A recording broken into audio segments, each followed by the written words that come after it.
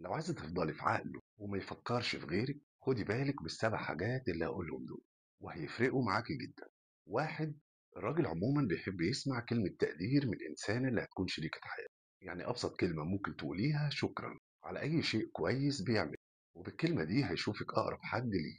رقم اتنين، ما تفضليش لازقة فيه طول الوقت، اديله مساحته علشان يشتاق لك أكتر. رقم تلاتة، لما يكون مضغوط ومحتاج حد جنبه، مهم تكوني انت الإنسانة دي عشان يبقى شايفك انت السند والأمان ليه بعد ربنا طبعا.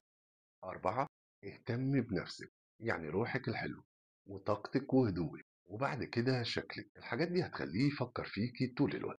خمسة، ضحكتك الصافية الطبيعية دايما هيفتكرها وهتكوني أول صورة تيجي في باله. ستة، الراجل عايز حد يسمعه بجد، مش حد يرد عليه بسرعة وخلاص، فكوني انتي اللي بتسمعي أكتر ما بتتكلمي. سبعة، هي ثقتك بنفسك مع التزامك في كل أمور حياتك، اللي هم رقم واحد طبعا. أسلوبك، حضورك، كل دول هيخلوه يشوفك مختلف طبعا عن أي حد تاني. لو خدت بالك من الكام حاجة اللي قلتهم دول، هتفضلي في عقله وقلبه كمان مهما حصل.